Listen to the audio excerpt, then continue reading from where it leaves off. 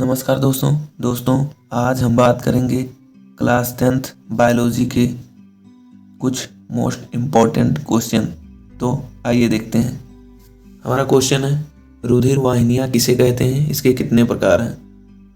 तो आइए देखते हैं। रुधिर का परिवहन जिन नलिकाओं के द्वारा होता है उन्हें रुधिर वाहिनियाँ कहा जाता है।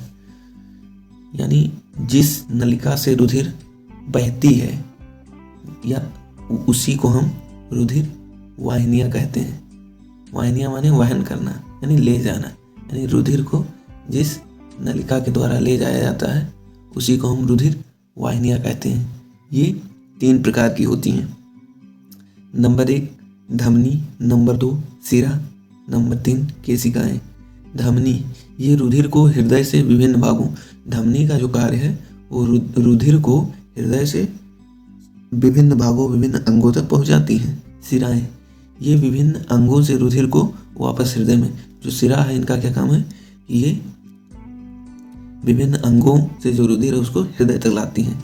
फिर है केशिकाएं। धमनियां अंगों में पहुंचकर धमनिकाओं में विभाजित हो जाती हैं। जो धमनियां हैं जब अंगों में पहुंचती हैं तो वो धमनिकाओं में विभाजित हो जाती हैं। बाद में ये शाखा प्रतिशाखा बनाते हुए अत्यंत पतली भित्ति वाली महीन शाखाओं का जाल बना लेती है। इन महीन शाखाओं को केशिकाएं कहते हैं। यानी जो धमनियां हैं वो आगे पहुंचकर धमनिकाओं में विभाजित होंगी और उसके बाद ये जो शाखा है वो प्रतिशाखा बनाते हुए पतली भित्ति वाली महीन शाखाओं का जाल बनाएगी और इन्हीं महीन शाखाओं को हम केशिकाएं कहते हैं। इनकी भित्ति केवल एक कोशिका मोटी एंडोथेलियम की बनी होती है। इनकी जो भित्ति है वो एक कोशिका मोटी एंडोथेलियम की बनी होती है। अब हम देखेंगे धमनी और सिरा में अंतर क्या है। तो धमनी, इसमें रुधिर हृदय से अंगों की ओर बहता है। जो धमनी है, धमनी में रुधिर जो है वो हृदय से अंगों की ओर बहता है। और जो सिरा है, सिरा में इसमें जो रुधिर है वो विभिन्न अंगों से हृदय की ओर बहता है। फिर है धमनी, हृदय की धड़कनों के कारण इसमें रुधिर रुक रुक कर तथा अधिक दबाव के साथ बहता है। धमनी में हृदय की धड़कनों के कारण जो रुधिर है वो रुक रुक कर और अधिक दबाव के कारण बहता है। लेकिन जो सिरा है, सिराओं में रुधिर के बहाव की जो गति है वो धीमी व एक सी होती है। जो सिरा में रुधिर के बहाव की गति धीमी और एक समान रहेगी, यानी बढ़े घटेगी नहीं, एक समान बहेगी।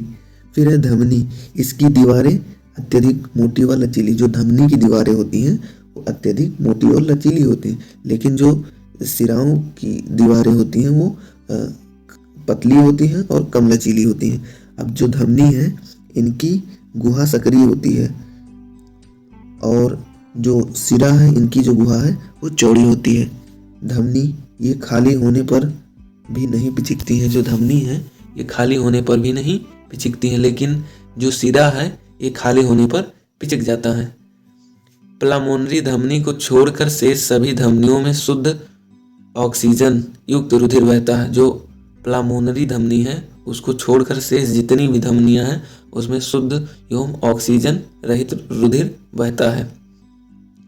अब सिरा में हम देखेंगे तो सिरा में प्लामोनरी सिरा को छोड़कर, जो प्लामोनरी सिरा है उसको छोड़कर सभी सिराओं में अशुद्ध ऑक्सीजन रहित रुधिर बहता है।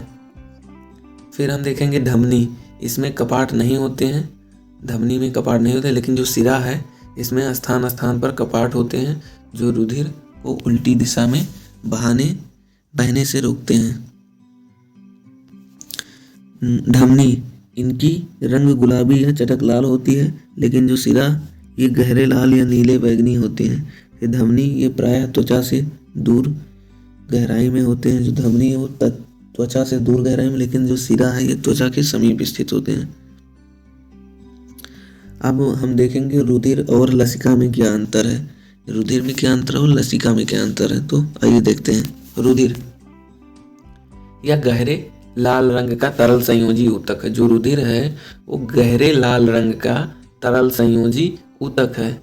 लसिका या रंगहीन तरल संयोजी ऊतक होता है। लसिका जो है वो रंगहीन तरल संयोजी ऊतक होता है। रुधिर में लाल रुधिर कणिकाएं पाई जाती हैं जिनमें हीमोग्लोबिन होता है, सिरा नहीं दोस्तों, लसिका में लाल रुधिर कणिकाएं नहीं पाई जाती हैं। फिर है रुधिर में प्रोटीन्स अधिक मात्रा में पाई जाती हैं, लेकिन लसिका में प्रोटीन्स अपेक्षाकृत कम मात्रा में पाई जाती हैं।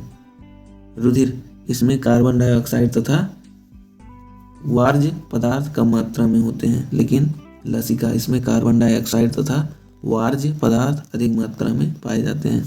फिर है रुधिर, इसमें ऑक्सीजन अधिक मात्रा में पाई जाती है और लसिका में ऑक्सीजन कम मात्रा में पाई जाती है।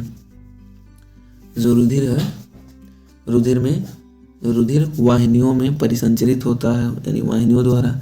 लसिका वाहिनियों में परिसंचरित होने के अतिरिक्त ऊतकों में ऊतक द्रव्य की तरह भी रहता है। तो ये रुधिर और लसिका के बारे में हमने जाना।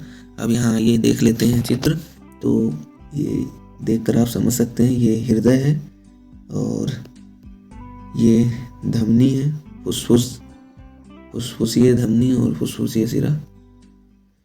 तो दोस्तों आशा करते हैं कि आपको समझ में आया होगा। अगर आपको वीडियो अच्छा लगा तो हमारे वीडियो को लाइक कर दीजिए और चैनल को सब्सक्राइब कर दीजिए तथा बेल आइकन को प्रेस कर दीजिए। धन्यवाद।